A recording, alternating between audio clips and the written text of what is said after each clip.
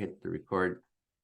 Okay, welcome everyone. This is our series of empathy circles with empathy activists. And by activists, I mean, people who are really interested in promoting empathy, teaching it, researching it, and so forth. And our general topic for this series is how might we build the empathy movement? And the reason we're doing this is to start talking about this topic, kind of brainstorm on it, create a community with fellow activists.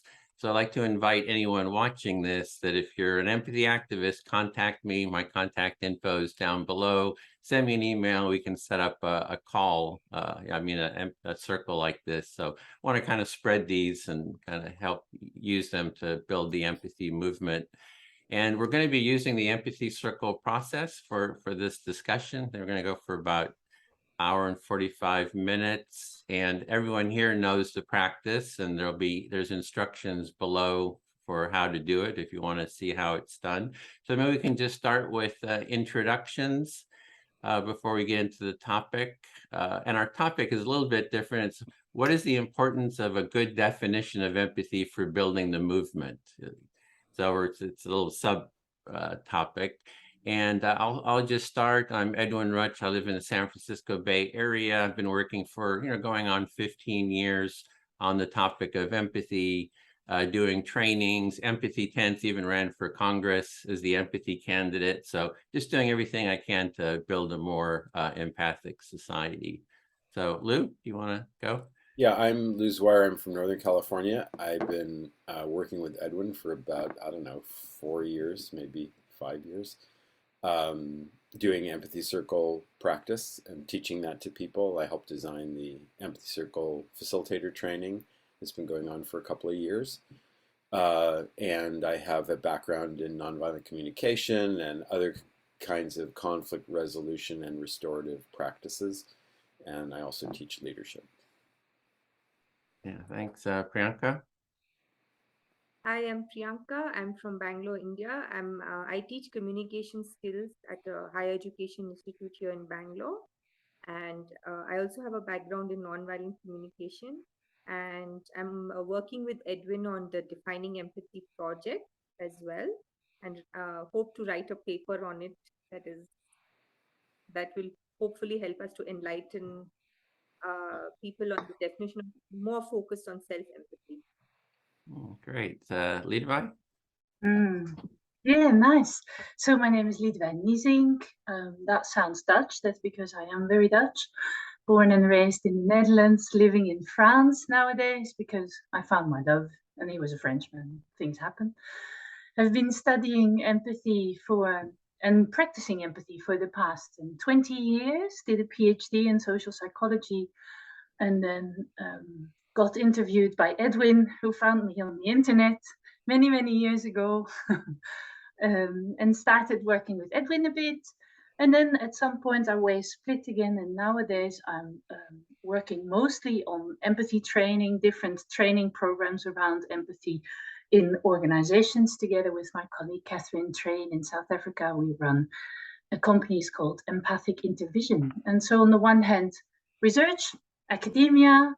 Lou said we need academics. Well, I still sort of qualify there, but on the other hand, very much around practice, really, all this talk about empathy is nice, but how do we do it? That's what it's all about. Yeah, great. So we're going to have 5-minute turns. Does someone want to keep time? I mean, you up for that, Lou? Yeah, I can do that. Time keep. So since everyone... 5-minute turns? 5-minute turns, at least to start with, we'll see. And so whoever would like to start, select your listener. And our topic is, what is the importance of a good definition of empathy for building the empathy movement, or whatever's alive for you? So I'm keeping time on my phone, and a chime will go off when the time is up. And if I don't think you're hearing it, I'll hold up my phone like this as a visual cue. Okay?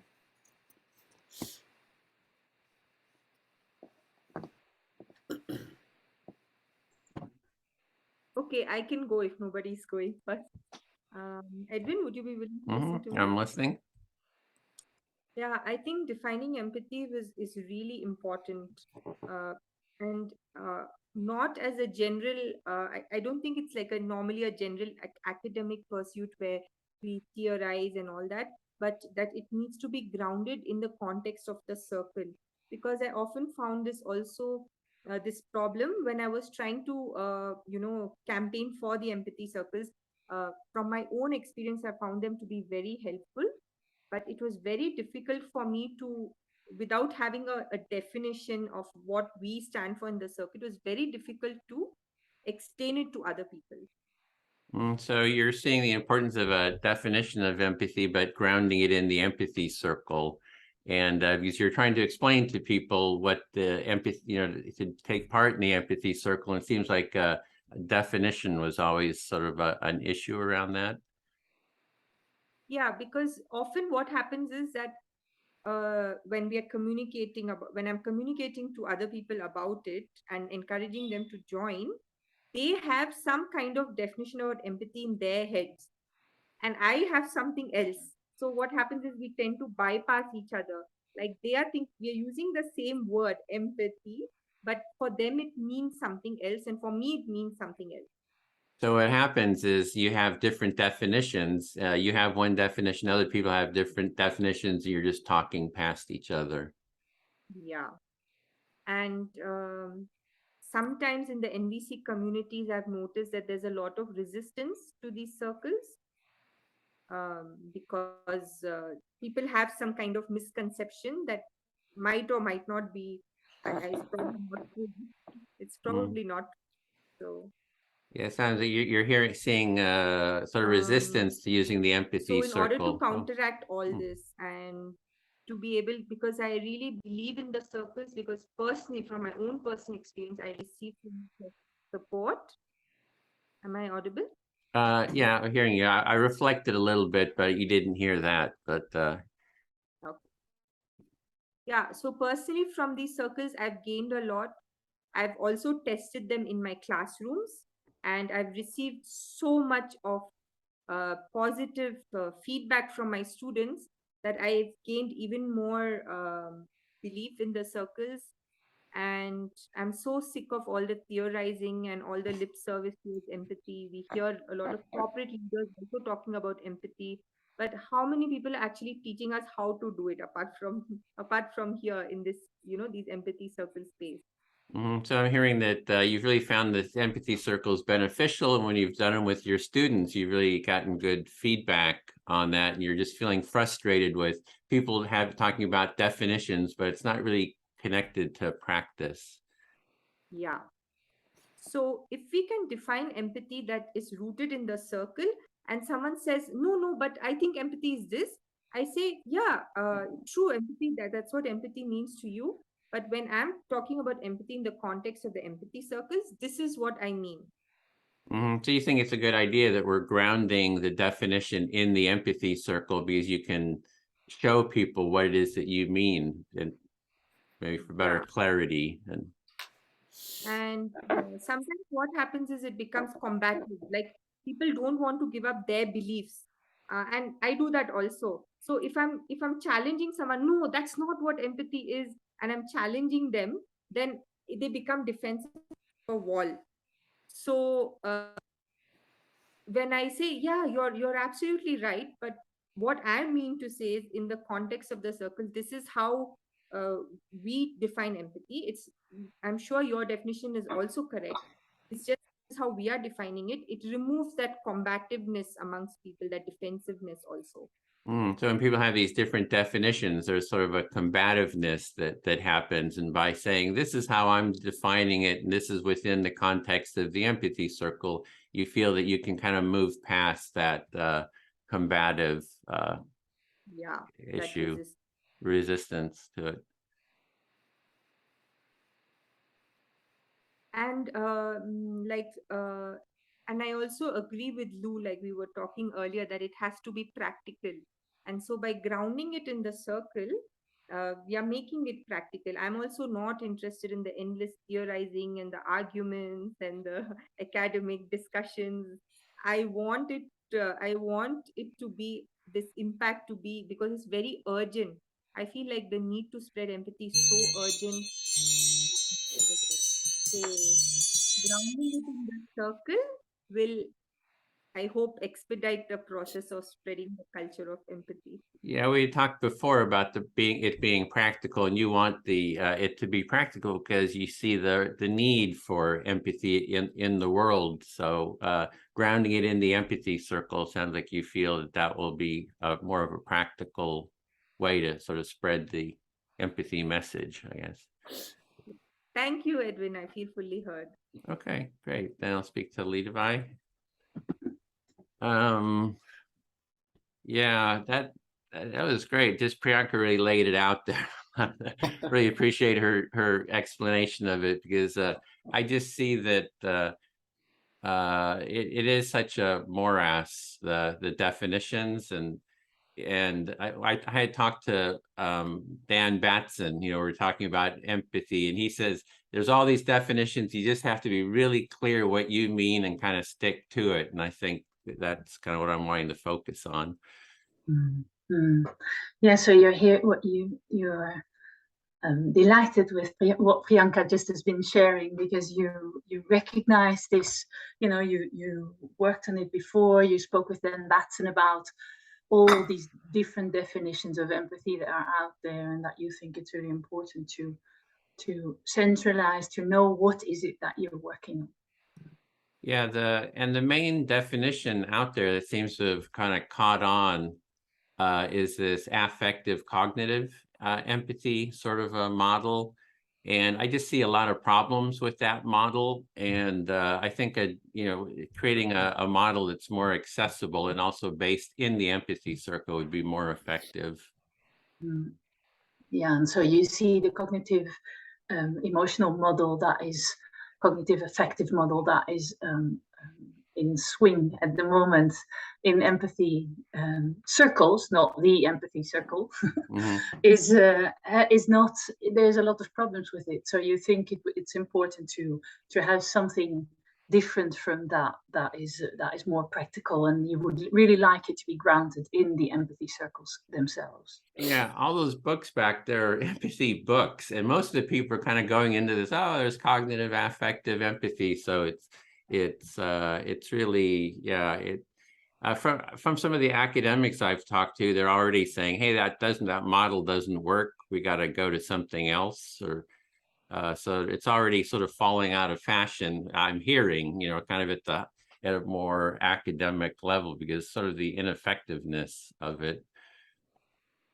Yeah. So all those books that you have are all using that cognitive emotional model, but it's actually already getting out of fashion as far as you hear in academic circles, because the people realize that it's not working, that there's more to it, and that we need to redevelop a better definition. And I think that value of practicality, before we started this recording, we were talking about practicality, and Lou, that's what we were saying, is there's this practicality. I'm very much for that. Let's be practical. Let's actually do something. Let's actually move things forward, have some tools that you can really embody and use, and, and make it practical. So the definition I'm kind of looking for is something that's very practical, usable, and can kind of move things forward. Yeah, so you believe and you understand that the most important thing is really to move things forward, and for that we need something very practical in terms of definition that has tools attached on how to do things. Yeah, and this, it's like this muddlement is from academia, like affective empathy. You have books like Against Empathy, Paul Bloom, and I mean, it just, everybody talks about that and all that, but it's not even what I call empathy. It's like we're the premise, in technology, there's the concept of garbage in, garbage out. If you make a false premise, then all the stuff you build on top of it is sort of this built on this false premise. I kind of see that book is sort of like on this false premise. You spend years on that premise, and so it just wastes a lot of time. Yeah, Yeah, and so the muddiness of the definition or the empathy field. An example of that is what you're mentioning here is Paul Bloom's book Against Empathy, which is talked about a lot, But the problem with that book is that what he enters into that book as the definition of empathy is not even empathy as far as you're concerned. And so we're spending all this time on discussing, are we against empathy, while we're not even talking about empathy? And it's it's the things that, exactly. The things he's criticizing I actually agree with. And the reason that I agree with that it's a problem, what he's saying, is because it blocks empathy, right? It's like what he's actually describing is a block to empathy and not empathy. So we're doing exactly what Priyanka is saying. We're just like kind of talking, past each other. So, and, all we can do is just create our own definition, have it very, clearly articulated, and say, this is what I'm doing. And if you want to understand it, here's the references, here's the material. So, yeah. Yeah, and so you actually agree with what Paul Bloom is writing in this book, but the thing is, that's not empathy, it's a block to empathy. So as another example of speaking, instead of dialoguing with each other, just speaking in parallel worlds, right, about actually different subjects with the same name. And so I lost the last That's part. the essence. Yeah, you got it. We're just talking past each other, so I feel fully heard. Thanks. Okay, good. Thank you. Yeah. Okay, Lou. So can I make the circle round then? Yeah, we love that. Yeah. So 20 years of empathy work is 20 years of talk of empathy definitions. It's part of being in that space, right? And it's always been an issue, and I think it will stay an issue, and it has to do with the fact that there are so many different disciplines working on the development of empathy, and some in a more theoretical sense and some in more practical senses, but all of them have their own language, just like the four of us have our own languages, right? And so that's what we see in the empathy sphere, is that we're having the Tower of Babel, right? Where we're all speaking our own language and we're not really getting together. Yeah, so you're saying that you've been at this a long time, in the world, the academic world of empathy, and that the problem of people having different definitions for it is something that's been going on the whole time that you've been involved in it, and you think that's going to continue. You don't think that's going to end, and it's partly an artifact of the fact that there are many different disciplines that are looking at empathy, and all those disciplines have their own cultures and their own language, and so of course they have their own ways of describing it, and you think that that's just part of the way it works, and that's not really going to change. No, well, so I don't know, maybe it will change. Maybe we will come to see things in a certain way. But there's an advantage to this as well, because it makes us challenge each other's understandings, right? And I think that is something that is inherent to empathy itself, is that challenge of our understanding of things. And so I'm not seeing it as a completely waste of time, and I also think that academics should occupy themselves with academic stuff, and this is part of what they do around empathy. I also, though, agree that in a practical sense that just doesn't do, right? And so we do need to look at what is empathy. And Catherine and I, in our work, we have a very simple definition of empathy, which is holding space for others to express themselves as they are, or as they want to be, but holding space for others to express themselves as the basis of a definition. And then we have what we call integrative empathy, which is a 5-part model of self-empathy, kinesthetic empathy, reflective empathy, imaginative empathy, and empathic creativity. You don't have to name them all, but these 5 make up these different understandings of different sciences that work with empathy, different disciplines, but also arts and theater and dance. There's many disciplines. And so what we're trying to do is we try to integrate. So we don't say we have a new definition of empathy and it's integrative empathy. We say there is a lot out there. It is useful for practice. And so we're trying to integrate these things in a model. Sorry. Yeah, so you're saying that it may be possible that all the different ways of empathy in different disciplines, they may coalesce into something, and that you think that that richness of having differences and having different ways of looking at and describing it, that's actually beneficial because the different things are learned from those different perspectives, and that your own work in this area is integrative. There's a thing called integrative empathy, which tries to draw from all the different disciplines. And you mentioned the 5 different ways of empathy. And then you also said that you described empathy as holding space for people to express themselves as they are. Yeah, thank you very much. I feel fully heard so far. Okay. Thank you. All right. So I'll go to Priyanka. Is that all right with you, Priyanka? Yes. Okay. All right. Um, Well, I'm feeling very nourished by this conversation. It's so nice to sit with folks that care about trying to make the world a more empathic and compassionate place. And so, yeah, I'm just feeling very nourished at the moment, just listening to everybody and learning and feeling a sense of support and belonging. I'll stop there. Yeah, so you're feeling very nourished by the conversation and you're feeling very supported because we have a group of people who are care about empathy and making the world a more empathic place. Yeah, thank you. And I'll say that, what I move to say is that my own experience of teaching people communication and conflict resolution skills and listening skills is that people learners benefit from both cognitive pieces, a cognitive understanding and experiential practice. That both of those that the most powerful learning happens when you have both components. Something that's all experiential, people might experience something wonderful, but then they don't really have the language to describe it or talk about it or understand what's happening to them. And people that just get the cognitive piece or too much of that first, the process becomes intellectual and they're like checking off boxes and they tell people, oh, you're doing it wrong and stuff like that. I'll stop there.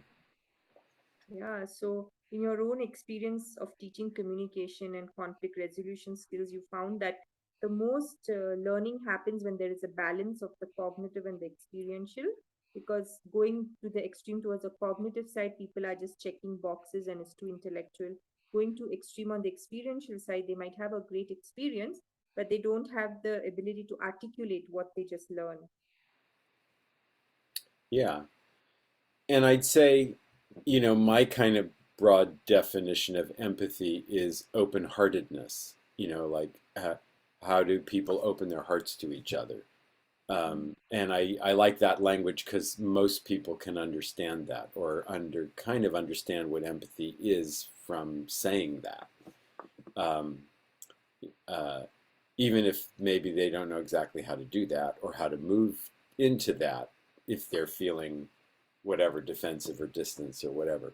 So, and the question of how does one become more open-hearted or move into an open-hearted stance or space, I think that's the interesting question. How do you help people do that? Yeah, so your broad definition of empathy is open-heartedness, because most people can understand when you give them that definition about what empathy is. And but the question of how do you make people open-hearted when they're feeling defensive or whatever is still a question for you. Yeah, and hearing you say that, reflect that. It's how do they learn to open their own hearts? Because it isn't, you can't make someone else open their heart, but you can help them understand why their heart is closed, maybe, and what they might need to do to move into a more open-hearted space if they want to do that. Yeah, so you can't really make anybody open their hearts, but how do you get people to become aware of the blocks that keep their heart closed, and maybe if they're willing to remove them to make them open? Yeah, and I'm realizing, when I say open-heartedness, I mean receiving other people, and there are many ways to receive, like to open yourself up and receive another person. It can be silent. It doesn't have to be with words. It doesn't have to be reflecting like we're doing. Um, uh, and yeah, so it's just that idea of open-heartedness or openness to receive another person fully. There's lots of different ways that could be expressed or done. Yeah. Mm. Yeah, so open-heartedness is the ability to receive other people. And there are many ways that can be done, not just reflecting, but even in silence. So there are many ways that can be done. Yeah, and I know my time's up. I want to say one more thing and that is that also my experience is that when people become more open-hearted to themselves, more accepting of themselves, that's when they kind of naturally begin to open up to others. And so I think having people be compassionate with themselves is kind of a key step. Yeah, so your experience is that when people are more open-hearted with themselves, that also reflects outside. And so the key is to get people to be more compassionate with themselves. Yeah. Thank you. I feel heard. Thank you, Lou. Edwin, would you be willing to listen to me? Yep, listening.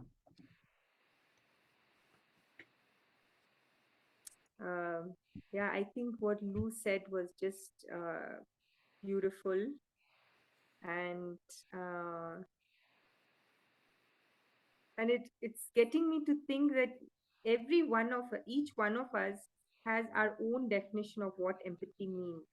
And so this project is actually quite challenging to like come up with a definition, because it almost seems like a part of me is resistant now to that, because I feel like, Lou's definition was so beautiful.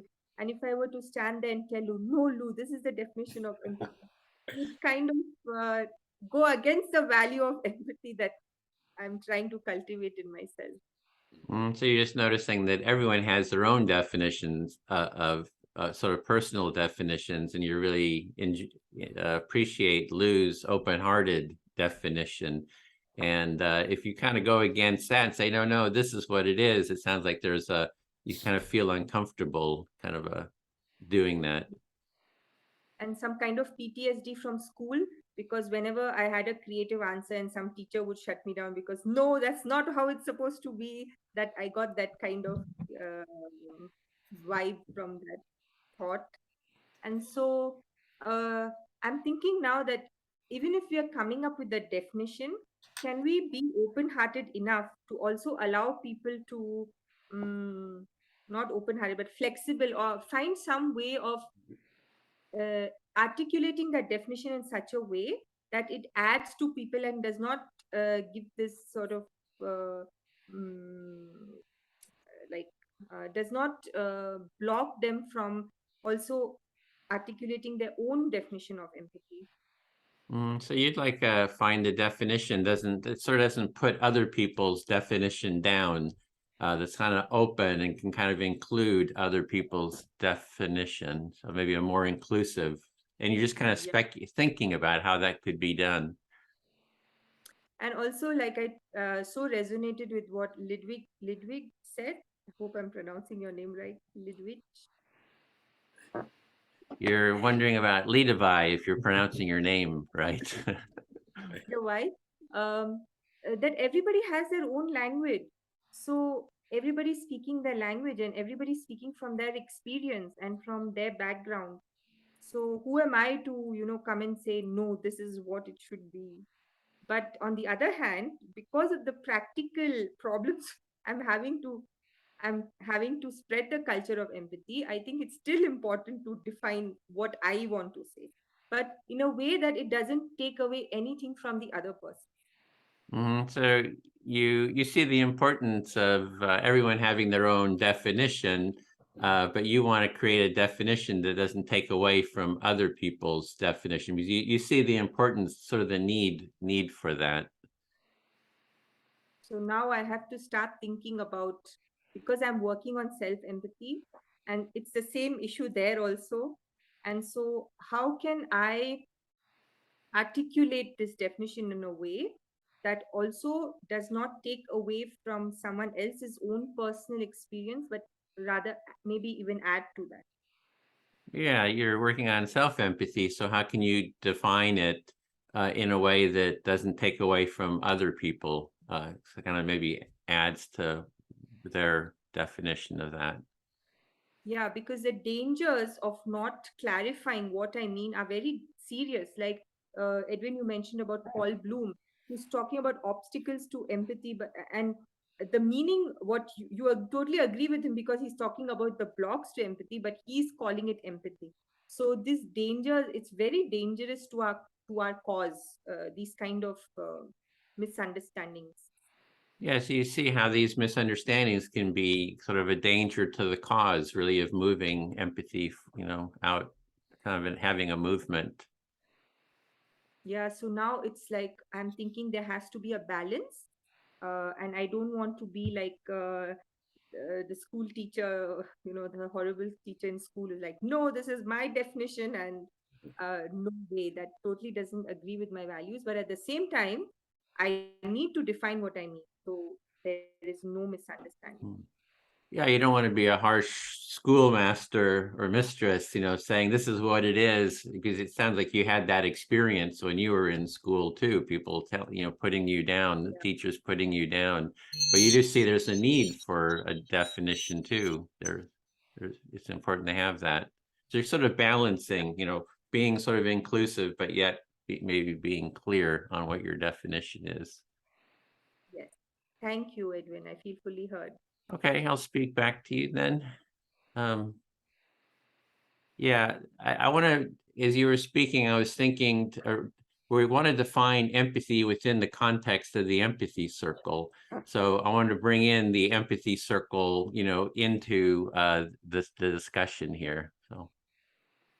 So you want to bring in the empathy circle back into the discussion.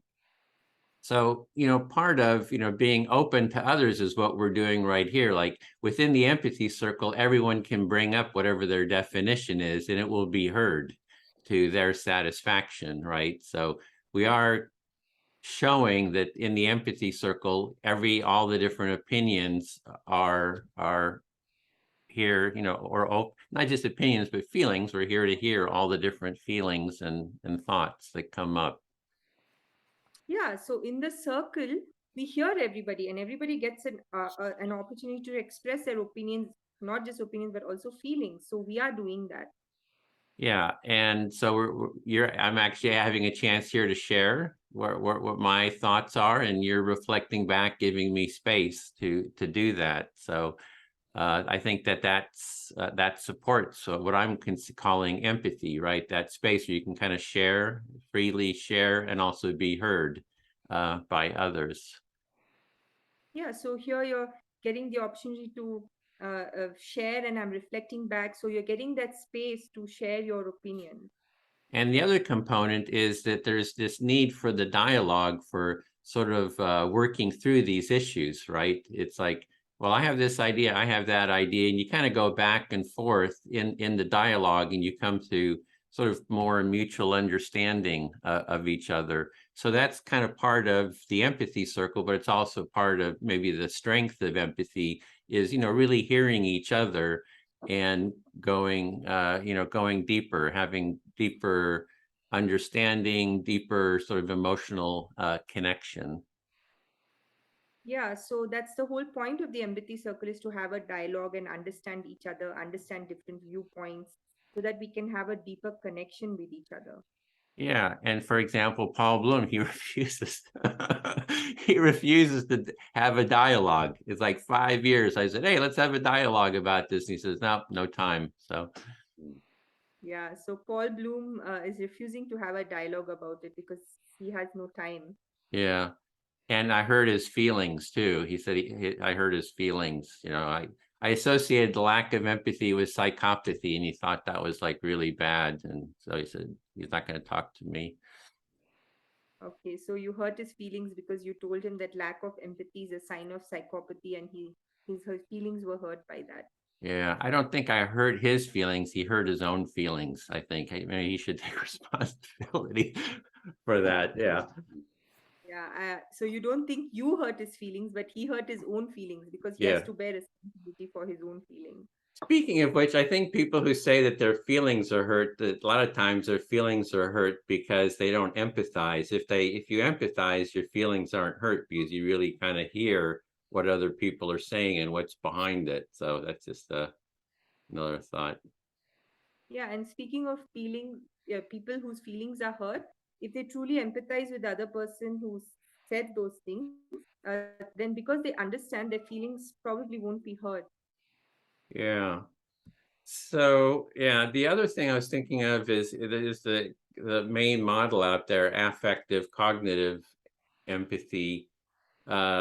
So some of the problems I see with that model is, one, it's sort of dualistic. It's seeing feelings and cognition as, very distinct.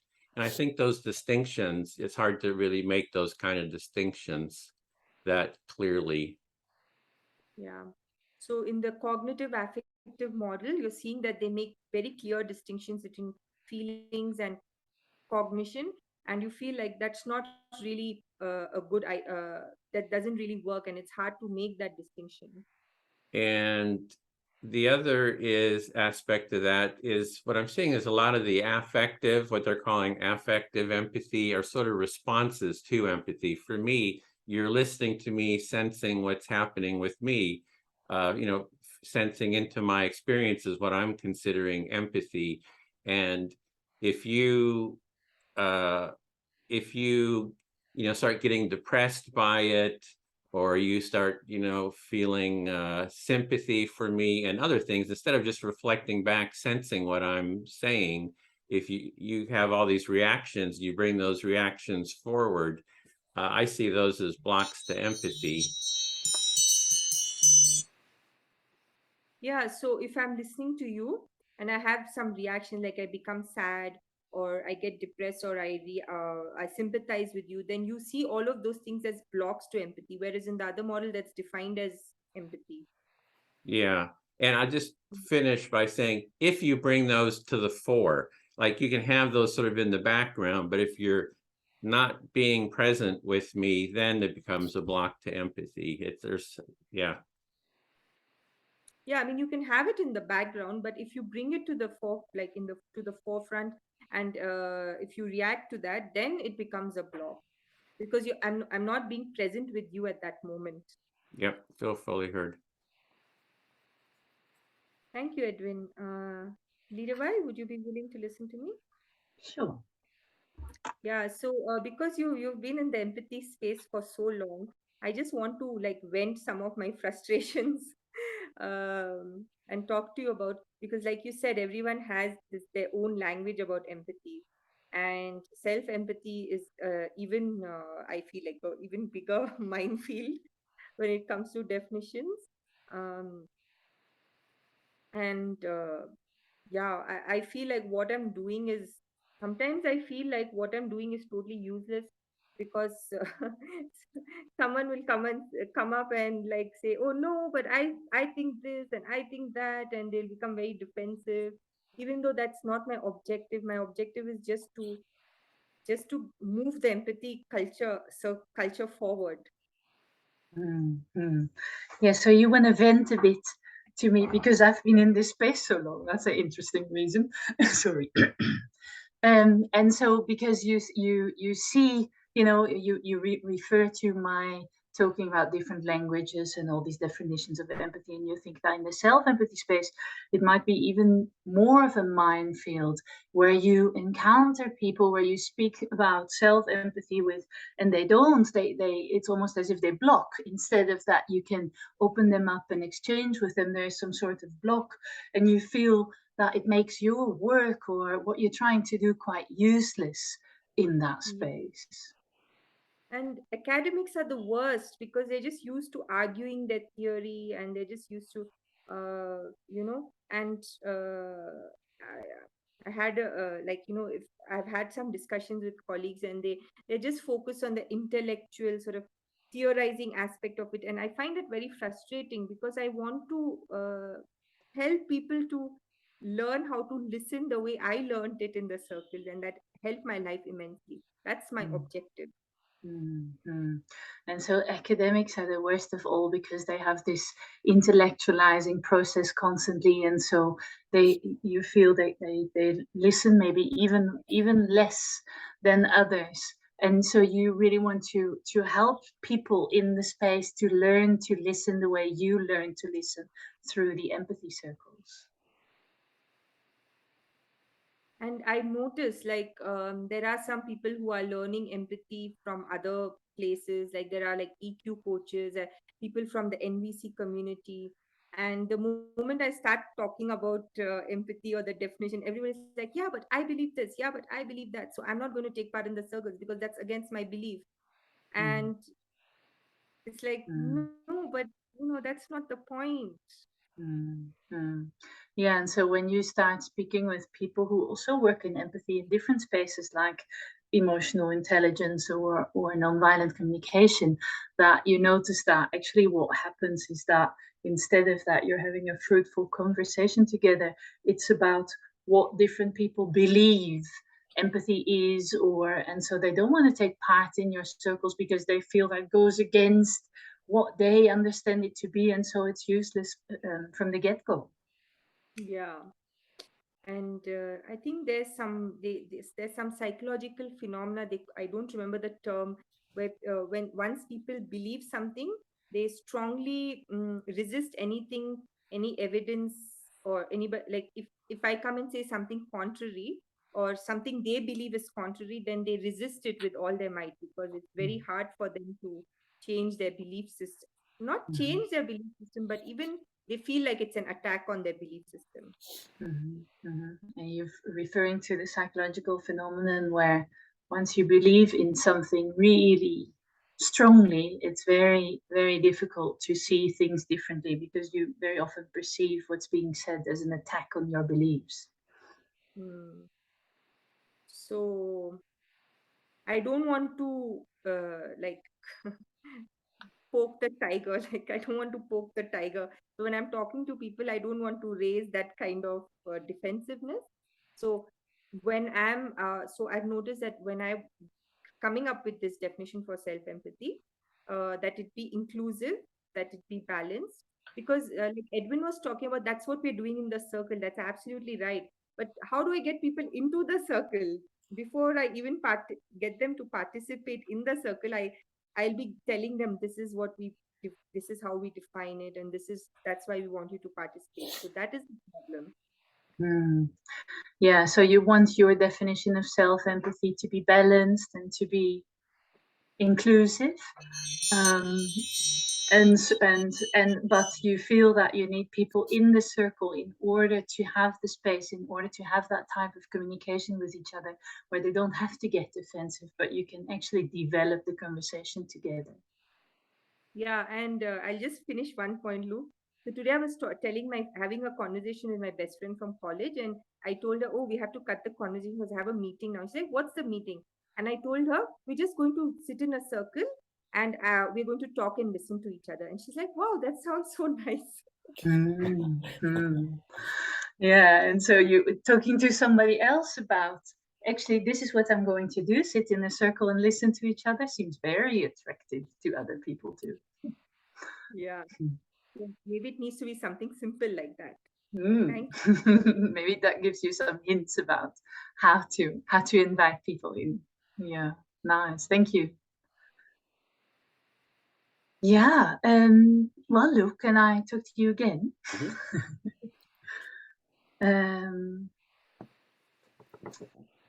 Yeah, I think we're not here to tell people what empathy is, really. I think that's not the point of the work we're trying to do with each other in the empathy space. And I think it's, you know, offering empathy is more important than agreeing on what empathy is. Yeah, so you're saying that it's not our job to tell people what empathy is. That's not really the work that we're doing. And it's more important to offer people empathy and have them experience that than to agree on what a definition of empathy is. Yes, interesting, the way you reflected back.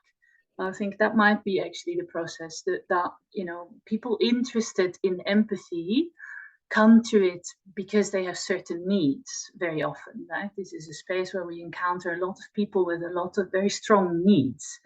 And I think that if you want to invite people into that space, often they need to be empathized with in order to be heard, in order to be seen. And once that happens, something opens up around, what is it that we're doing here? This is nice. I want more of that. What's that called? Well, that's empathy. And actually, it involves much, much more. And then you have me going. So, you know, the way you reflected back, I think that's true, is that the entry into a definition of empathy is probably more useful when it's experiential first and cognitive after. Yeah, so you're saying that a way to get people to come and be involved is to listen to them and reflect them back empathically, and that when they come into the experience and they are listened to and they feel heard, having that experience of empathy actually is the important thing that meets their needs or will attract them. And then the what you call that can come later after they've experienced it, and that experiencing it actually is the most important part. Yeah, I think I think that, so the thing that I hear Edwin say is, in the context of the empathy circles, because when you say listen and reflect back, I think, well, yeah, that's one way of offering empathy, right? So I think there's different ways of offering empathy which do not involve listening and reflecting back. But in the context of the empathy circles, I think what Edwin is saying is, what's important in the definition of empathy within the empathy circles is this mutuality that he's referring to, that it's a give and take. Yeah, so you're saying there are many ways to offer empathy to someone other than listening and reflecting back. But in the context of the empathy circle, that's the primary way that it's happening, and that mutuality, the idea that we're taking turns doing that and everybody gets an equal chance. You think that's a really important element? Yeah. And the second thing I think that is very important, and that involves all forms of empathy, also self-empathy, that has been mentioned today, is presence, right? So being present with other people as part of what empathy is. Yeah, so you're saying that an important part of empathy is just presence, just being with other people. Yeah, and you're just identifying that as an important element. Yeah, and I would take out the just in the reflection, because presence is actually takes an enormous power, right? Being present with somebody for an extended period of time is not something that we just do. It's something that we need to be present to, right? So it's not, oh, we're just present and we're sort of listening. No, we're present. We're present. We hold space with you. Yeah. Yeah, so I said just present, and you're really saying no. The presence is actually a very powerful, very rich kind of thing, and it's not something we just sit and do. It's very conscious, and so you're just pointing that out, that presence is a conscious, intentional thing, and it makes a difference. Yeah, thank you, Lou. Okay, I'll go back to you, Lidewij. So many things to talk about.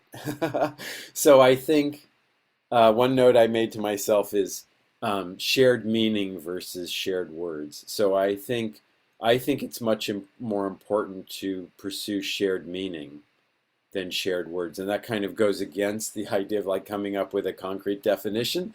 But I think that's kind of actually the essence of empathy and good listening, is that you're really listening for the meaning and reflecting that back, and people might have different words for using it. But part of the way people connect actually is when you find shared meaning, even though you maybe have different words for what you're saying. Yeah, so pointing out the importance of where the connection actually happens between people is not in shared words, but in shared meaning, making meaning together of what is being said, and that you think that that is really crucial and it goes maybe a bit against defining empathy in this context, but you believe that's an important aspect. Yeah.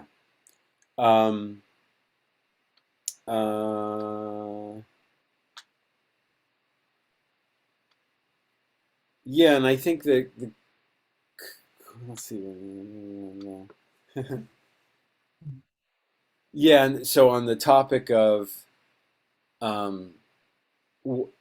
if I'm listening empathically to you, or if I'm being empathic with you, is what's going on in me, what feelings I might be having, or is that part of it? Is that part of empathy, or, and I would say, what I would say about that is the experience that I'm having while I'm taking in what you're saying. I have feelings and thoughts about it. Absolutely. If I didn't have any feelings and thoughts about it, I probably would be like emotionally blank. But even just mirror neurons, neurobiologically, if I'm sensing what you're feeling, I'm experiencing it. Now, if I choose to express that, then I'm speaking. I'm not listening anymore. I've chose to switch into expression instead of listening. I'm expressing my own experience. So that's how I see that distinction. It's not, when I'm listening empathically, it's not like I'm not feeling or thinking anything. It's more I'm focused on reflecting back your experience rather than communicating my own experience. So I froze for a moment, so I missed a little part of what you said. But you were speaking about, so is it part of empathy, that which is happening inside me when I'm empathizing with you? And you're saying, yes, that is part of it, right? Because it is happening with me at the moment of empathizing with you, but it's not what the focus is about. I'm not sure if you said this. This is what I infer from the 2 bits I got. It's not the focus is not around there. It's not about bringing that to the foreground and so bringing the attention to me, but actually dealing with that in order to be able to listen and empathize with you. Something in that direction? Yeah, I'm saying, so I have a consciousness when I'm communicating with someone. Am I speaking? Am I expressing myself, or am I receiving them? And when I'm listening empathically, I'm receiving them, and I'm letting them know that I'm receiving them. I'm not expressing my own experience. Yeah. And so expressing my own experience is switching my role. And yeah. So actually you're saying you're going out of an empathic mode if you start expressing your own experience, because your consciousness is around receiving them, holding space for what they are expressing. Yeah. Thank you for hearing that. Thank you. Yeah, the other thing I'll say about the NVC empathy, this kind of some of what Priyanka was saying, that idea of people have, very clear definitions of empathy, like NVC, where you have to be reflecting back the feelings and needs, and that's it. Like if you do anything else, or it's not empathy. The way I've avoided those difficulties is by not talking about empathy. Kind of what you were saying, Lidewij, just getting people into the experience and not labeling it. And actually, I'd say most of the empathy circle stuff that I've done, I don't call it an empathy circle. I call it, we're gonna have a conversation, it's a mutual listening practice, or we're gonna try to understand each other better. And I think that I think that listening and reflecting the way we do helps people experience empathy.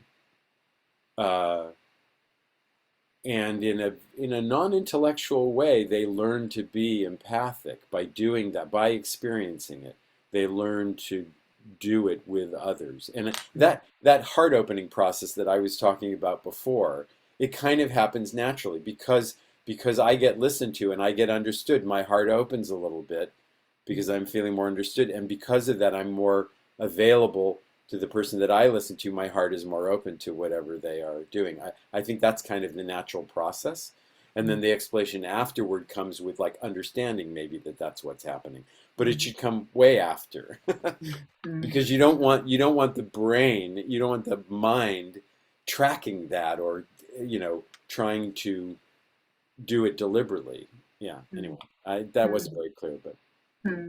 Yeah, so the way you try to avoid the dogmas around empathy definitions, for instance, in the NVC community, where it's very clearly defined, and if it's not that, it's not empathy, is by just avoiding it altogether and just inviting people into mutual listening spaces where you do empathy with each other, and you don't have to talk about, oh, this is empathy. You just do the practice, and actually doing that gives people an experiential understanding of what this is, opens their heart, which is what is part of your definition of empathy, opens their heart, gives them that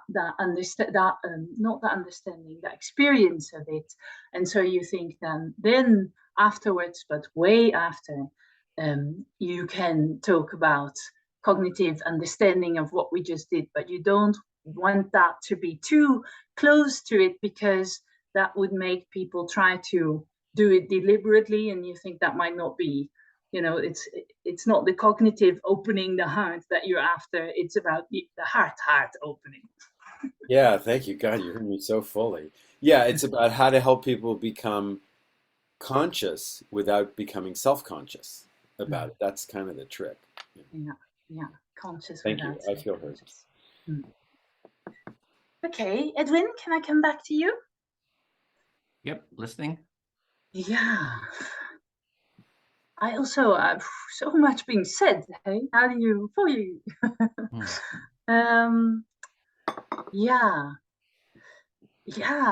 so actually it's interesting. I think Lou's image of opening the heart versus opening the mind comes down to cognitive emotional empathy, right?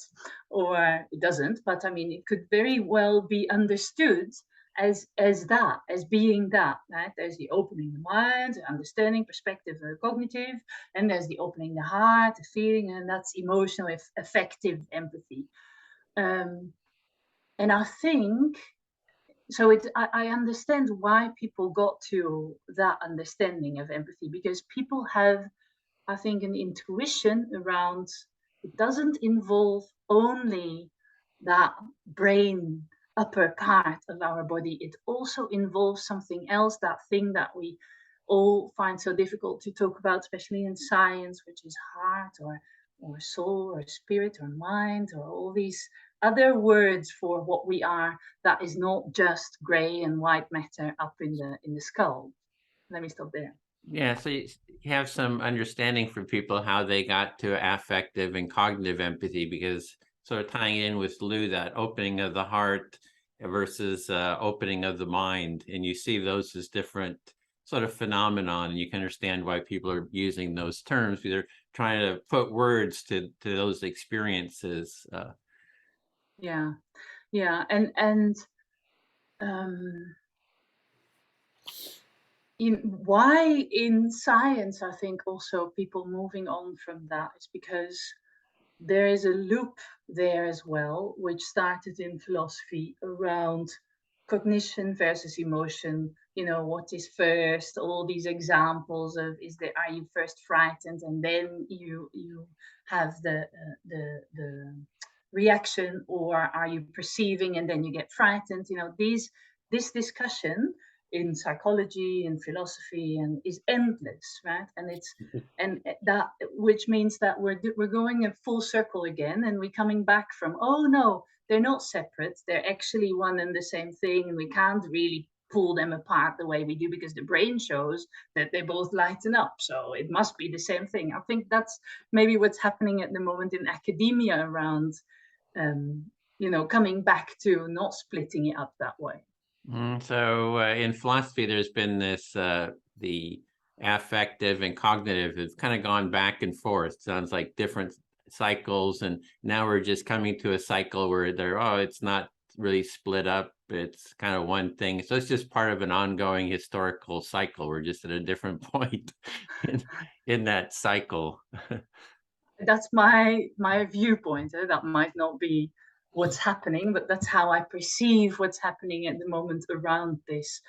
And I think it's a great chance to, to take that moment and to really look at integration, also in the larger environment that we're living in, right? Where we can't separate ourselves from all the other animal species any longer, or we'll go extinct, right? We can't separate ourselves from nature, or we'll go extinct. So we're in a period where maybe there is a real need for unification, again, of the processes and the thing that we are, all of us. So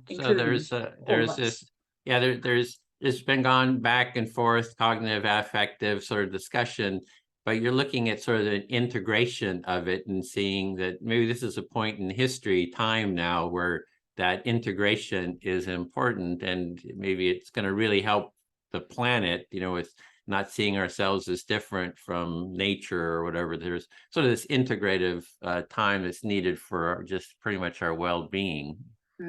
Yeah. Well, not even our well-being. Let's just talk about survival. Yeah, survival. That's serious well-being, survival. Exactly. Yeah. So that's all of that, and maybe I'll sit on it a bit more and think more thoughts around it before I get too philosophical. The one thing I wanted also to respond to is to Priyanka's difficulty with defining self-empathy. And self-empathy, there's in the academic world, there's very little, there's very few literature on self-empathy. And it comes mostly from therapeutic backgrounds, right? So there is a bit of writing around self-empathy, but not that much.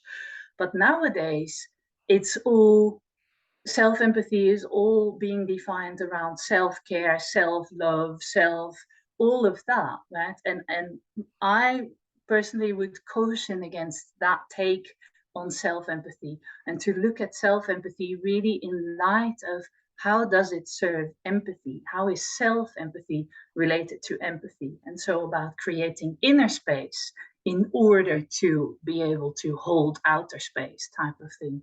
And that's how we in our work with self-empathy as a prerequisite for being able to empathize with others.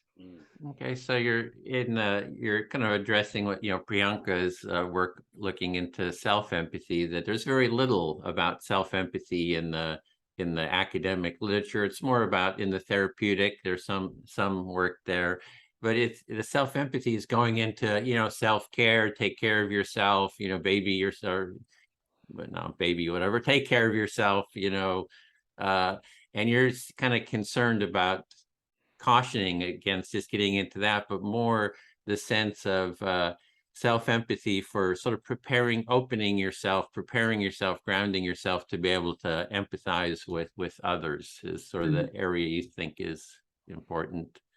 Yeah, thank you, Edwin. Okay, I'll speak back to you then.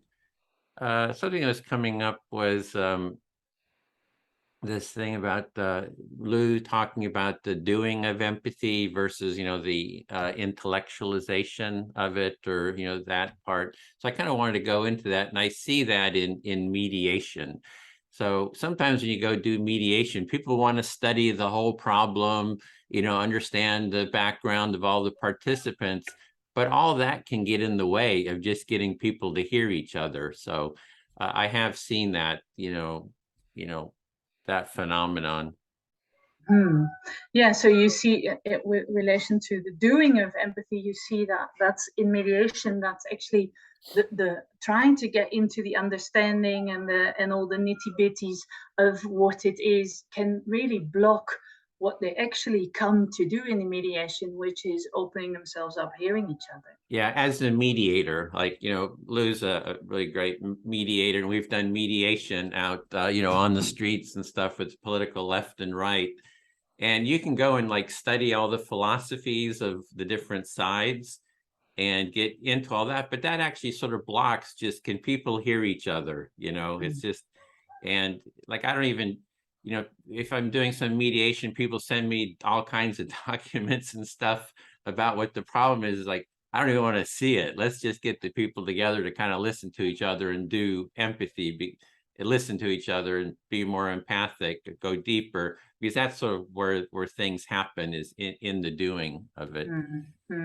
Yeah, and so especially as the mediator, and Lou has been a great example to you on how to mediate between left and right, where you're really not interested in all the documents and all the arguments that they have for their different points of view, and that it's really in the doing of sitting together, listening to each other, understanding each other, going deeper than all those justifications for their points of view.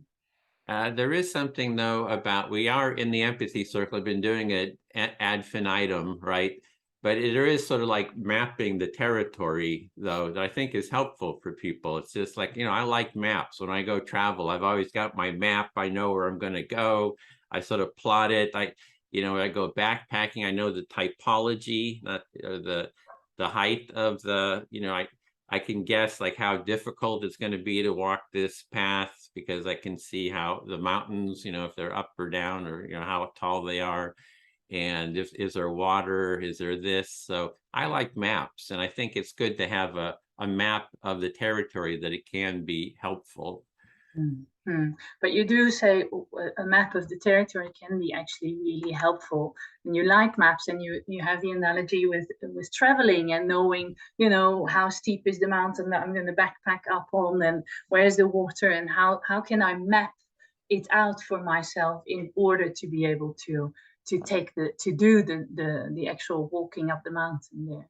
Yeah, so I kind of that playing with that metaphor, if we have different maps of the territory and they're like totally different, I mean, it can really cause some confusion. We're going to get lost, we're going to get muddled, so to have, maps that sort of overlap and sort of support each other and build, I think it is important as well. But as they say, the map is not the territory. There's the map that kind of helps guide you, but it is not the space. It is not the mountains, it's not the streams, it's not, whatever. It's just something to help guide you. So bringing it back to the need of an empathy definition is that, if everybody's making their own map, nobody's going to be able to walk up the mountain with those maps, because we really don't know what is where or how, or so that at least there needs to be some overlap in how the maps are mapped and what is where, and so bringing it back to that, but then also knowing that no matter how many maps we have, the map is not the stream, the map is not the mountain, it is in the doing of empathy that it gets defined. Yeah, exactly. And then it's like, where's our starting point? So in math, you have the XYZ axis, and there's a arbitrary point where the center of that is. It's like, it can be here, it can be there, it can be there, So I kind of see the empathy circle as sort of that point of the starting point of the XYZ axis, that let's start here and kind of build around this, and so that's why I see the benefit of the empathy circle, to start mapping out what we're talking about, but be able to point to it within the context of the empathy circle. And another metaphor of an analogy of the three-dimensional space in math with X, Y, Z and axes, and the arbitrary center. And so the center for you, the center that you're looking at, is the empathy circles in the definition, the defining of empathy, or the practice of empathy, and building on that and building it out would be a great way to work with that space and with all that is in there. Yeah, so fully heard. Thanks, Levi. Okay, Priyanka, can I come back to you? Yes. I'm on the hot seat here. I'm also very hot. um, yeah, I feel I need to keep it short because I have just taken in so much different information that I need to a bit of time to process it, because I've been spending a lot of time being present with others and less time on processing all that information in my own mind space. You need to keep it short because you need time to process, and you didn't have that because you were being present for others.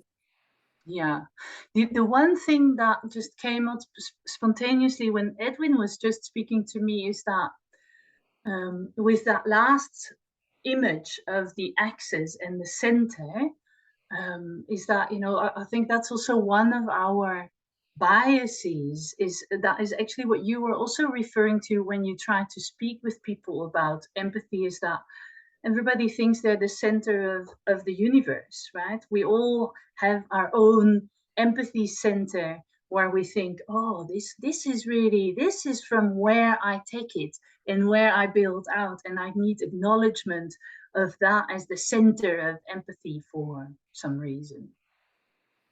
Yeah, so the last point that Edwin was talking about the XYZ axis. So everybody thinks that their center is the center of the universe, and they need acknowledgement for that because they're building that definition of empathy out of that. Mm, mm, mm. And so maybe in our communication with people around empathy, you know, again, offering that empathy and that trying to see their centers and then linking it to how we work is a way to really help people to develop more of their definition of empathy. Yeah, so a way to help people develop their definition of empathy is to understand where their centers and link ours to that. Mm, mm, mm. Yeah, and that's where I stop for now. Thank you.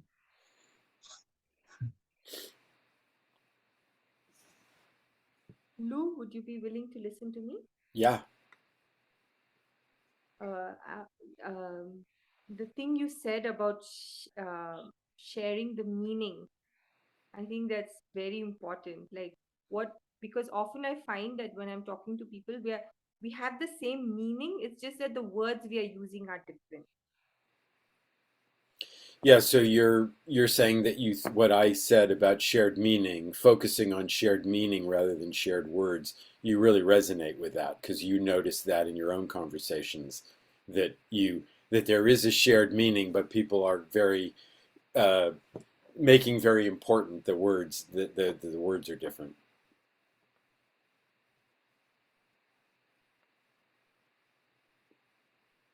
This is a communication challenge because, and I feel like words are failing me in this challenge.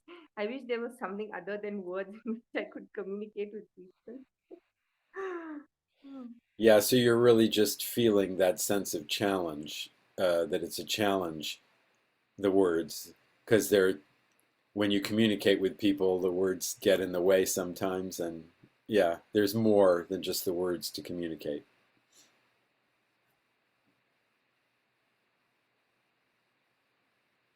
And also, I want to talk about what Lidewij said about self empathy, that it be a preparation to empathize with others. But I think maybe I didn't understand her correctly, but I think we also have a relationship with ourselves. And I think we also need to empathize with our own selves. That's also really important. And not just to prepare to empathize with others, but in and of itself, it is a valuable thing. Yeah, so you're going to the topic of self-empathy, which Lidewij talked about, and you are both understanding what she was saying about self-empathy as preparation for being present for someone else, but you also think that self-empathy as a way of caring for oneself is really important, and that's an important aspect of self-empathy.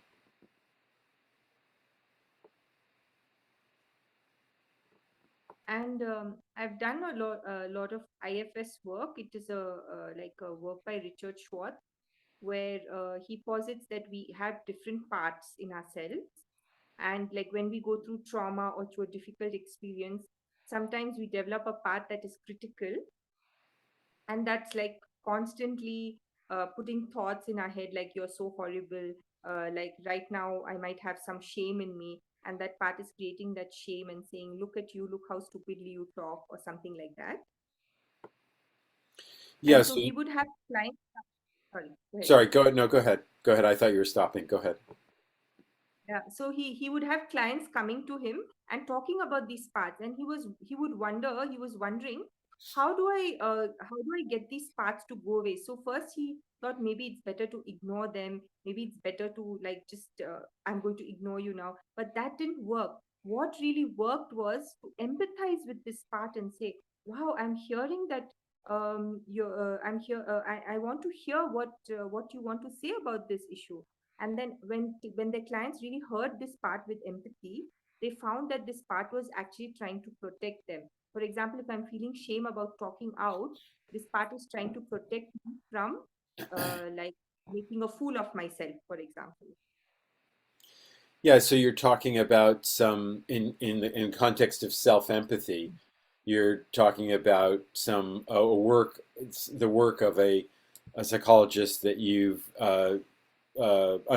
studied or understood or done work with, where there are parts of self inside, and those voices can be, say, critical voice that's criticizing you, and that part of what helps that voice um, lose its power is when you empathize with it and understand it, and then it doesn't affect the person as much. Yeah, and then and then you realize that even the critical voices, the demeaning voices that we have inside were there because they were trying to help us. And so that is, I feel like that's a part of self empathy that I've not heard people talking about very often. Yeah, so you're saying that when a person empathizes with an internal voice like that, a critical voice, and it's understood, the voice is understood, your perspective on the voice actually shifts. So it's not a critic anymore, it's more like a support, because it's trying to protect you. And that kind of shifts your relationship to it. And that's not something, that's an aspect of self-empathy that you haven't really heard people talk about before that you think is important. Yeah, I'll just finish with one last sentence. Like when I did this work, I realized we are not just one person. At least in my experience, we have so many different parts in ourselves, and uh, empathizing with all of them actually helps us to mm, self empathize with the whole self. Like Priyanka, in within Priyanka, there are so many parts. So yeah, I feel fully heard. Thank you, Lou. Yeah, so you think this is an important aspect of self-empathy is that we don't view ourselves as just one thing, but recognize that there are different parts of us inside, and being aware of those parts and understanding them, you think that's really important, a very important aspect of self-empathy. Yeah, okay. All right, I'll go back to you, Priyanka.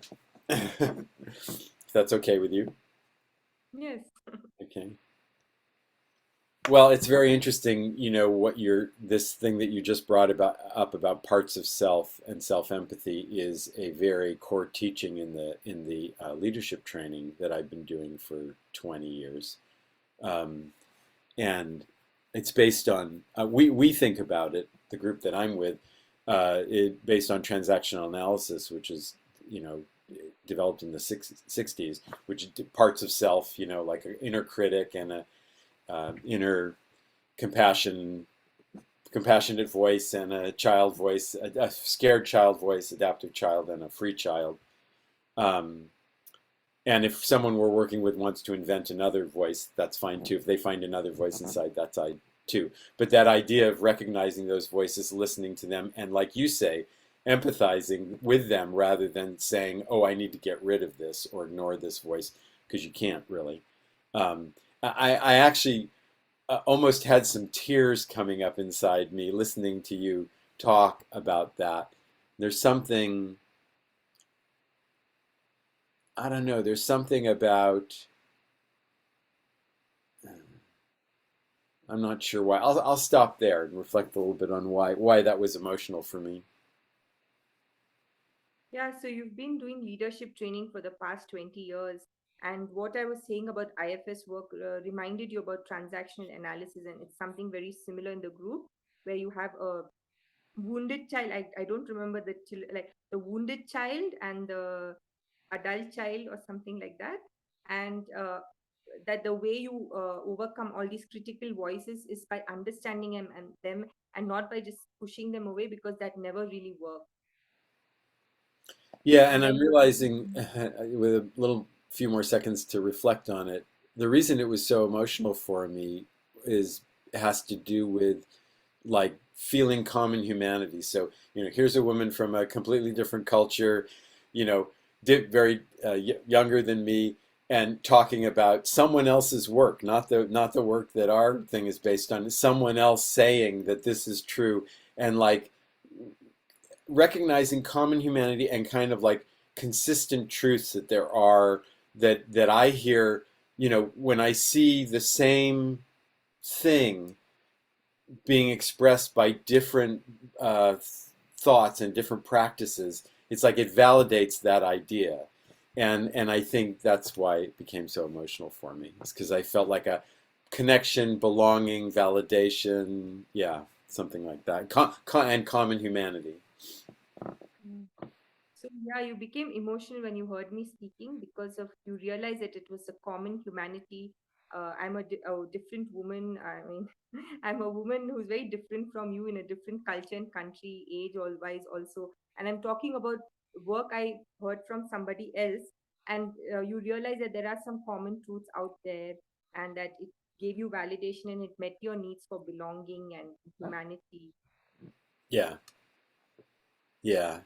And I, what is true most of the time with people that come into the training that I work with is they have a compassionate voice, but it's turned outward. So they can be compassionate for something else, but not for themselves. They don't have a habit of being compassionate for themselves, which is what I think of as self-empathy, is developing that voice that says you're okay, it's okay to make mistakes, shows understanding for the different parts of self.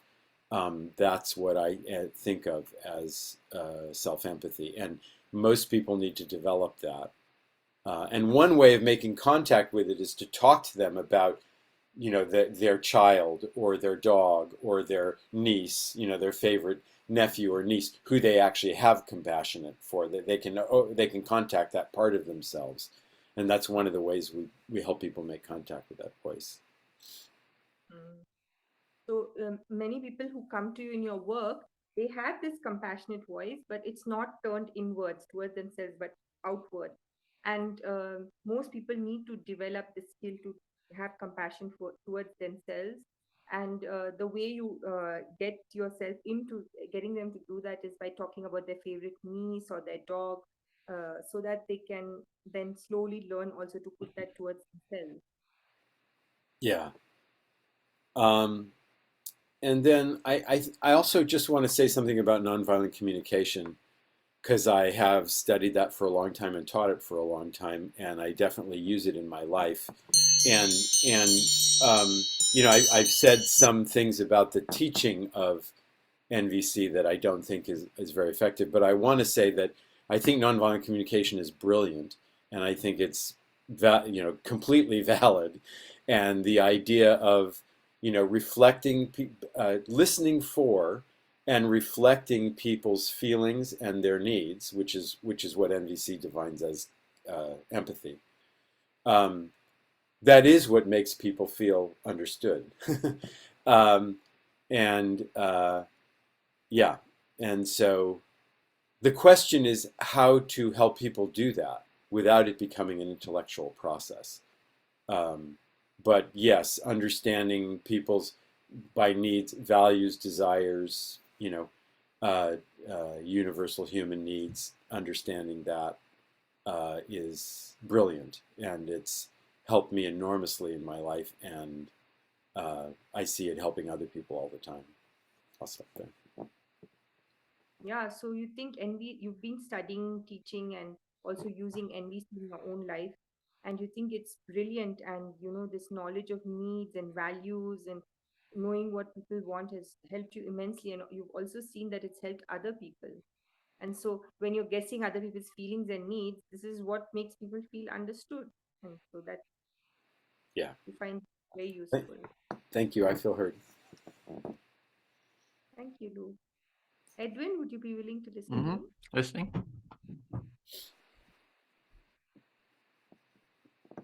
There's a lot. My head is just so many brilliant things that people are saying.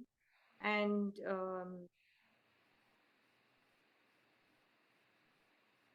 yeah, I totally agree with what Lou said about self-empathy, that most people, and I think we are taught not to have it. It seems to be like it's selfish to care for yourself, but like even in the in the religious stories, like I grew up in a very religious, I won't say spiritual, but religious country where we are always taught to give to others and to sacrifice yourself. So there's a lot of ideas coming up, so a rich conversation, and you're sort of building on what Lou said, that in your religious tradition, that you're always taught to think about other people and not yourself. You always think about what you can do for other people. Yeah, and these people are always glorified, like all these religious leaders are always glorified. Like there's this one Buddhist story where Buddha was in a boat and someone asked him something, and he needed his hands or something, and he cut off his hands and gave it to that person. And so such you should develop that kind of generosity where you can do such things. So you're taught like the Buddha would cut his hands off to give it to someone else, and you're sort of taught to really sacrifice yourself for other people, and it sort of sounds like a bit glorified too. And what people really neglect to teach other people before this is that Buddha had developed immense amounts of self-compassion before he could do things like that. And that's conveniently left out of the story. So what's left out of the story is that Buddha had to, spend a lot of time developing that self-compassion. You just can't do those things. You have to sort of, he really spent a lot of time developing that mindset or skills or what have you. Yeah, and Dalai Lama also says, you are the first person who deserves your love. And if you are empty inside, there's nothing for you to give.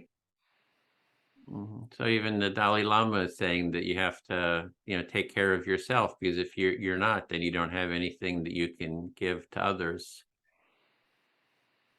And then there are these, at least in Indian culture, there are these women who are vilified in the movies, who like neglect their children and go to the spa and do makeup and do a lot of makeup and and that's considered like self-care. And the women that are like at home and they're cooking for their kids and they're like neglecting themselves, like they are glorified as the wow, we call it like the Sati Savitri. Savitri is a goddess. She's like the perfect wife and the perfect woman. So in the culture there, the women who are going to the spas, just thinking about themselves are kind of vilified. And the women who are staying home, really sacrificing themselves, working, for the well-being of the family, that they're sort of held up as sort of, sounds like almost like gods or something, or. Yeah. And the funny thing is, neither of that is self-empathy. This is what I discovered in my experience. Neither of that is self-empathy. Going to the spa is not self-empathy. It's self-care, which is like what Lidewij was also saying, that we need to distinguish.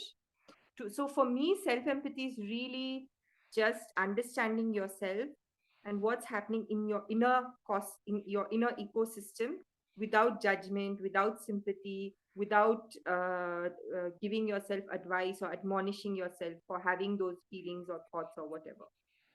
So neither of those models, being at home, sacrificing yourself, or just thinking of yourself in the spa, sort of, you don't see either of those as really self-empathy. You see self-empathy more as sensing into yourself, going into your kind of a deeper understanding, maybe, of you think you're saying of yourself. Yeah, and it's building a relationship with yourself. So people always talk about building relationship with other people, having a harmonious relationship with other people, and this is going the other way, like what Lou was saying, and building a harmonious relationship with yourself. So the self-empathy is building a harmonious relationship with yourself. Thank you, Edwin. Okay. I'll speak to Lou then. Okay. Yeah, sort of staying on the topic of self-empathy and in the empathy circle is I see that now as the speaker, I get to empathize, sense into my own, thoughts, feelings, and share those. And I see that as the self-empathy, sensing into what's going on in me. Yeah, so you're saying, staying on the topic of self-empathy, you're saying within the context of the empathy circle, the way you see self-empathy is present is that the speaker takes time to sense into themselves in figuring out what they want to say, and that is a process of self-empathy. Yeah, and I've got this space here, right? That nobody's going to interrupt me. I can just sort of be present with myself and see what arises. And there's something about you just reflecting back your understanding is being a mirror that I find is helpful for sensing into myself as well. Yeah, so the structure of the empathy circle, which provides protected time for you to speak, where you can relax into that space and just sense yourself and not worry about what's going to someone's going to interrupt you or something. That helps, that supports you in looking inside. And then the reflection also helps you look inside and reflect on what it is that you're feeling and thinking. Yeah, I remember there was somebody, I was just listening to them. You were at a cafe, and I just spent time doing empathic listening with them. And afterward, he says, I've never felt so deeply heard or felt so creative because I was just listening and sensing into his experience. And he didn't have to, like listen to me. It was just like one direction, kind of gave space. And as you go into yourself and you get heard by others, it kind of opens a space for something new feelings, thoughts to arise, and it can feels very nice. Feels creative. And so I just remember that it was the way he said it was just, it's like, this is profound. and that profundity of it just kind of got burned into my psyche. Yeah, so you're relating a recent example of the power of empathy by that you were just listening to this guy and he was having a profound experience of being understood and listened to, and how understood he felt, how seen he felt, and how much his creativity opened as a result of that. Yeah, and he was really moved by it, and you were too. It sounds like you. Yeah, I was moved by his being moved. I was like, wow, this is really important to him, So I was like, and the other is in terms of that self-empathy. This was in a circle. We were kind of exploring this with Lidewij years and years ago.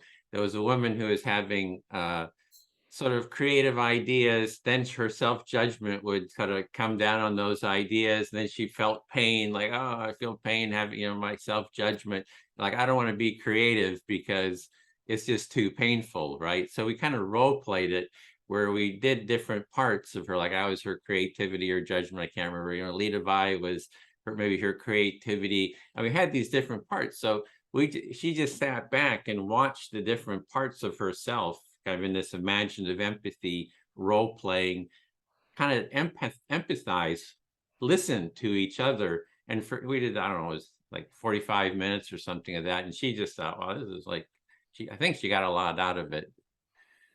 Yeah, so you're describing another situation where that parts of self, no, the empathy process, the process of empathizing with the different parts of a woman, her creative part and her critic part, which tended to shut down her creativity, that role-playing those parts and empathizing with them created a really profound experience for her of witnessing that interaction, and it sounds like it shifted that dynamic for her. Yeah, sort of what Priyanka was saying. You say, oh, the different parts are doing what they're doing for a reason, and you're sort of bringing those reasons and those feelings to the surface. So you can those inner conflicts can be sort of dialogued with and kind of resolved and sort of released, and you kind of move forward from. Yeah, so a deeper understanding was created of why those voices are there and what they're trying to accomplish, and that shifted the way that she experienced them and the way that she thought about them. Yeah, So, yeah, feel fully heard. Thank you. Okay, I'll go to Lidewij. Yes. Well, it's very interesting because what you just described, Edwin, is another exercise that we do in leadership training. It's so funny, helping role-playing people's voices and helping them shift around because of that. So it's just, I'm amused at how these things spontaneously, happen in other contexts. What do I want to talk about? I want to talk about binaries and continuum. So I think I guess this was stimulated by what Priyanka said about, the goddess woman who just sacrifices everything, and the decadent woman, the evil decadent woman that treats herself to something, or something pleasurable. And I'm so frustrated by how much our world, the thinking in the world, is just split into binaries like that. And that is so not helpful. And it also pushes things to the extremes, because nothing in the extremes is good in either direction. And of course, what we need is balance in those things. We need to take care of ourselves, and we need to develop having the capacity to sacrifice one's needs or set one's needs aside in order to give to others. That is also like a very valuable thing. Yeah, so you were first amused by the fact that what you're doing in your leadership training is also being done by other people in other contexts, and maybe we're not as original as we think we are in what we're doing in the world, or maybe just that things are appearing like that spontaneously. I'm not sure what the amusement came from. And then you say, I want to talk about binaries, taking Priyanka's example of the goddess versus the self-sacrificing goddess versus the self-caring trumpet, and saying, that is actually a problem that is happening everywhere and with everything at the moment in the world, is that we take everything in these dichotomies and these binaries and we pull them apart and we take them to the extremes, and there's nothing good in those extremes, and we really need to find a balance so that we incorporate both into that middle way. Yeah, thank you. Yeah, and actually, it's not so much. My amusement was more actually about resonance, seeing it happening in other places, as opposed to like some surprise or disappointment that it's not original. And I'm old enough and I've seen enough stuff that I think nothing is original. People want it to be original. They want to claim. And I actually am suspicious of anyone who claims that they know something or they're doing something that's never been done before. I just don't think that that's true. And they're trying to sell you something if that's what they're telling you. I'll stop there. Yeah, so I triggered you with my interpretation of your amusement, and the amusement was really around resonance and how different things show up same thing shows up in different places, and that you're really quite critical of the opposite idea of people thinking that they can be original. You're old enough to know that that's actually not the case, and that if they do claim originality, it's usually because they want to sell something. Yeah, well, and I'm kind of joking a little bit. I mean, it is possible that something might be new or some new aspect of it, and that's great. That's fabulous. And even there, you see the subtlety of your own thinking. Well, Yeah. not all black and white. I'm talking about Yes. non-binary. Yes. Yeah.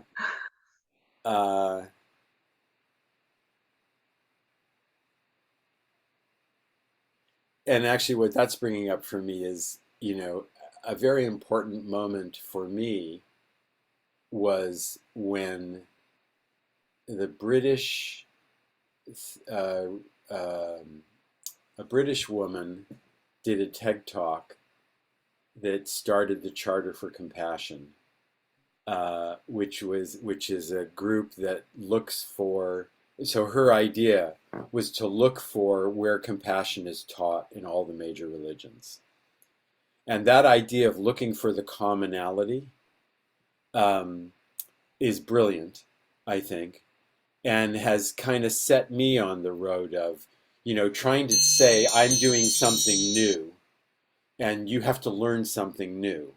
That's the message you give to people, is that, I have this great idea and I just need to teach it to everybody, as opposed to looking for the common truths and identifying those in all the different kinds of things people believe, or all the different kinds of practices they have.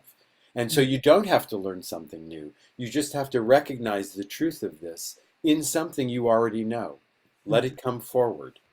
I think that's brilliant. And it is the way that I go about trying to change the world, not saying everybody has to do the thing that I have invented or that I know how to do. Yeah, and so what triggered your thinking now is Karen Armstrong's TED Talk on who started the Charter for Compassion, on compassion in different religions in the world and how it shows up in the different religions. And the idea of that being looking for the commonality in the different ways things show up in the world. And then instead of saying, here I am and I'm going to teach you my way, looking for how it shows up and how we can interconnect it, and that's become your approach to this work. Yeah, thank you. I feel heard. So we just have 8 minutes left, so maybe we just open it up to any sort of discussion, any comments, I don't know, feedback on the session today, or just any sort of closing discussion, thoughts without reflection. I'll say I'm just so grateful for the two of you, Priyanka and Lidewij, and the work that you're doing. My heart is just bursting, meeting you and getting to know you more and hearing bits about the work that you are doing, and your, compassionate, loving, smart people. And so I'm so grateful for the two of you, and and excited about more people that what you're trying to do. So I just want to say that. Thanks, Stu. We'll take that as a compliment, don't we? Yeah, what I found really interesting. So maybe just to respond to you, Priyanka, about the self-empathy in order to empathize with others. I think that you and I have quite a common understanding of what self-empathy is. And so, yes, it's not only in order to empathize with others. That's in the larger model of all the different types of empathy that I am working with, that we define it that way. But what would be interesting is to look at, the self-care, the self-love, the self-compassion, right, are, I think, ways to work with what you discover in you when you empathize with self, right? And so in the self-empathy, we're at a point in time where there is not that much written about it yet. And let's try to do it right this way and not say in 10 years, we defined self-empathy as this huge thing, right? That includes self-compassion, building relationship with self, self-love, self-care, and then everybody has their own definition of self-empathy, and there we go again, right? And I think it'll happen anyway. I do think it'll happen anyway, but it's interesting to look at just in general. I think in the definition of empathy, to look at the smallest common demeanor that we can use that really helps the practice of what you're trying to do, rather than trying to encompass everything where there are already so many words for so many things. Yeah, that was and I loved, Edwin, and then I'll stop. I loved your reflection again on how being empathized with can help build self-empathy. And I think that is something that is not understood that well, and that's really quite original in its, that's something that we could say much more, really. And that, because there's real truth in there. I think, at least for me, there's some experiential truth in it, and we've seen it together as well, Alice, this woman and how that went, and yeah, the examples that you give, it's really rich. Thank you for that. Yeah, it's like Lou said, there's not a lot new in the world, and that's really from Rogers. He kind of talks about that when you get heard, it's really, so I stole it from him. I'd be it's interesting. So I have two sons who are in their 30s now, and both of them are very compassionate, empathic people. And I would probably attribute at least some of that to the fact that when they were growing up, we reflected their feelings and needs. And, I had learned nonviolent communication before they were born, or pretty early on. And it makes common sense to me that human beings that grow up in an environment where they are seen and heard, whether that's done explicitly, like you're reflecting their feelings and needs, or whether that's just done behaviorally, that who they are is allowed, and what their desires are supported. People that grow up in an environment like that, I'm guessing, are more open-hearted and more compassionate. And people that grow up in I don't know. I was going to say the opposite. People that grow up in where that isn't the case probably wouldn't be able to. But I know that that's actually not true. People that grow up in environments where they weren't understood at all, which is a lot of people. Some of them are very open-hearted because that's what they didn't get, so they're trying to give it to everybody else. So maybe that's not valid at all. I mean, is there? So you guys are the researchers. Is there research that says why are some people kind of more compassionate or more open-hearted more easily or than others? Do we know that? Well, we don't agree on it. As far as I'm aware, there's not.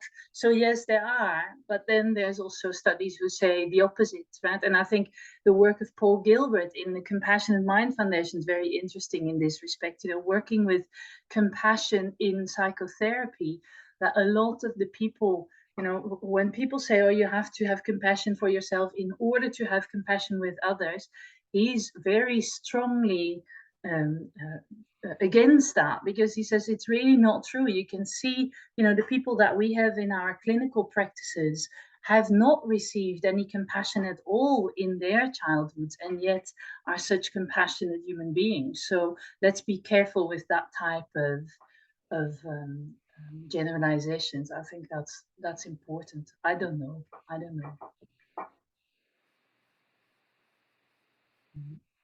And you, Priyanka, did you find anything in that direction?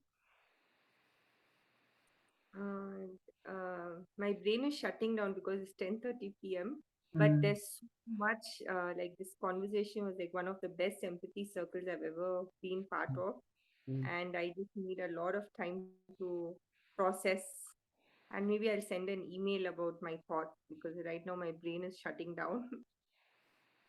Yeah, but it was very rich. very Well, I'll rich post for a me. video of it. You can always review it too, and we'll try to get a transcript of it.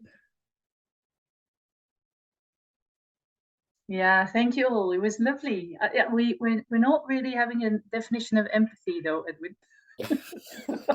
I've got one formulating, so it's all fits into it. So I didn't Yeah. expect, this is more like an open discussion. Just, I think it's a lot of fun. It's part of, just to hear each other, to connect and to talk about these things. It's an ongoing, never ending, conversation. So like Lou, I enjoy it. Appreciate everybody's participation, like connecting with y'all.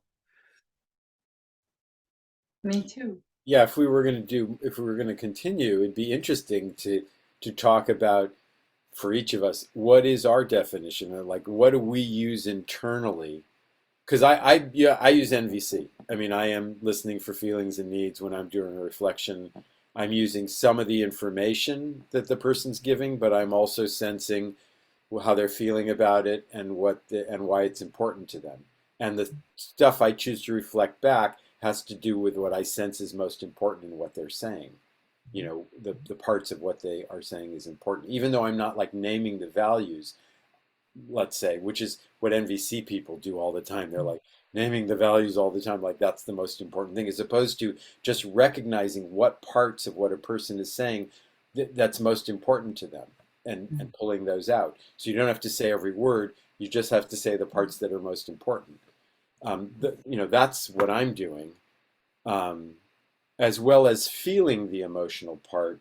I may not be naming it or saying it, but I'm certainly feeling, I'm sensing what the person is feeling. And if they express something strongly, like, Edwin, the last time I reflected him, he had this big, the guy was very moved, and Edwin was also moved by that. So I mentioned it, that's what I'm doing. So it'd be interesting to hear, whether how other people are, what you're doing internally, if you can describe it.